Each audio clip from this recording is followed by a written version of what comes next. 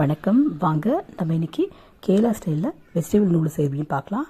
ஒரு பாத்திரத்தில் தண்ணி விட்டுருக்கேன், கொச்சின் இருக்குது. அது கூட நம்ம ஹக்கா நூடுல்ஸ் சேர்த்து கலக்கி விட்டுக்கலாம். ஒரு குழிக்கடை எண்ணெயும் சேர்த்துருக்கேன். நம்ம எண்ணெய் சேர்த்தோம்னாக்கா குழையாமல் இருக்கும், உதிரியாக வரும். அதனால தான். அதே போல் கேப்சிகம் நறுக்கி வச்சுருக்கேன், கேபேஜ் நறுக்கி வச்சுருக்கேன், பச்சை மிளகாய் நறுக்கி வச்சுருக்கேன், வெங்காயம், இஞ்சி பூண்டு சிறிதாக நறுக்கி வச்சுருக்கேன். அதே போல் கேரட்டையும் நறுக்கி வச்சுருக்கேங்க. நம்ம எப்படி வேணுமானா நறுக்கலாம். நம்ம இஷ்டத்துக்கு சிலர் குருவாக அறிவாங்க, சிலர் நீட்டாக அறிவாங்க. நான் இப்படி அரைச்சி வச்சுருக்கேன். இன்றைக்கி பாருங்கள், பார்க்கவே ரொம்ப கலர்ஃபுல்லாக இருக்குது, ரொம்ப ஹெல்த்தியானது கூட. இது ரொம்ப சீக்கிரமாக செய்யக்கூடிய ஒரு டிஷ் கூட, ரொம்ப டேஸ்டியாகவும் இருக்கும். நம்ம வீட்டிலேயே செய்யறதுனால நம்மளுக்கு ஒரு சந்தோஷமாக இருக்கும். வெளியே எண்ணெய் யூஸ் பண்ணுறாங்கன்னா யோசிப்போம். வீட்டில் நம்ம சன்ஃப்ளவர் ஆயில், எந்த ஆயில் வேணால் யூஸ் பண்ணிக்கலாம். பட்டர்லேயும் செய்யலாம். இது பாருங்கள், ஆல்மோஸ்ட் வந்துடுச்சு. இப்போ ஒரு கடாயில் எண்ணெய் விட்டுக்கலாம். ஃபஸ்ட் நம்ம என்ன பண்ணலாம், இஞ்சி பூண்டு நறுக்கி வச்சுருக்கோம், அதை சேர்த்துக்கும். கொஞ்சம் வதங்கிட்டோன்னா வெங்காயத்தையும் சேர்த்துக்கலாம். இப்போ மிளகாய் சேர்த்துக்கலாம். அது கூடவே கொஞ்சம் போல் வதங்கட்டும்.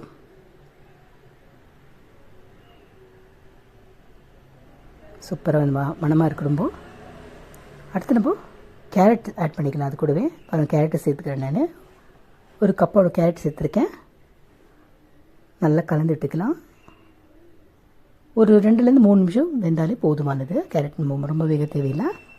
இப்போ தேவைக்கேற்ப உப்பு சேர்த்துக்கிறேன். நல்லா கலந்து விட்டுக்கலாம். பாருங்கள், இப்போ கூடவே நம்ம ஒரு கப்போட கேபேஜும் சேர்த்துக்கலாம். சேர்த்து நல்லா கலந்து விட்டுக்கலாம்.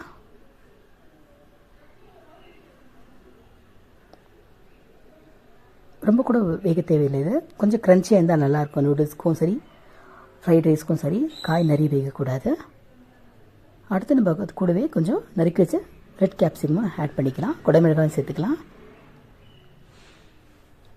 பாருங்கள், க்ரீன் சில்லி சாஸ் சேர்த்துக்கிறேன். ஒரு 2 ஸ்பூனோட க்ரீன் சில்லி சாஸும் ஒரு 4 ஸ்பூனோட சோயா சாஸும் சேர்த்துக்கலாம். கொஞ்சமாக கலந்துட்டுக்கலாம். அது என்ன ஒன்றோட ஒன்று எல்லாம் கலந்துட்டுக்கலாம். மிக்ஸ் ஆகட்டும் நல்லா.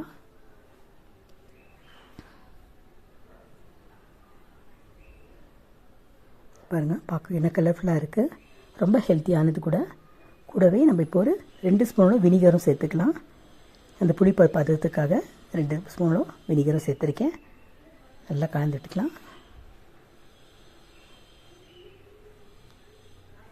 ஒரு 10 மினிட்ஸ்க்குள்ளே செய்யக்கூடிய ஒரு டிஷ் இது. அதே போல் டொமேட்டோ சாஸையும் கொஞ்சம் ஸ்வீட் சாஸையும் சேர்த்துக்கிறேன்.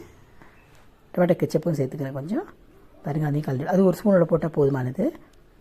ரொம்ப போட்டால் ரொம்ப இனிப்பாயிடும். அதனால் கொஞ்சம் போட்டாலே போதுமானது. இப்போ நம்ம வேக வச்சுருந்த நூடுல்ஸையும் எடுத்து அதுலேயே சேர்த்துக்கலாம். பாருங்கள், நல்லா கலந்துட்டுக்கலாம். இப்போ சர்வ் பண்ண வேண்டியது தான். பாருங்கள், எவ்வளோ சூப்பராக இருக்குது பாருங்கள். தயவுசெய்து நீங்களும் செய்து பாருங்கள். செய்து பார்த்து கமெண்ட்டில் சொல்லுங்கள் நல்லா இருந்ததான்னு.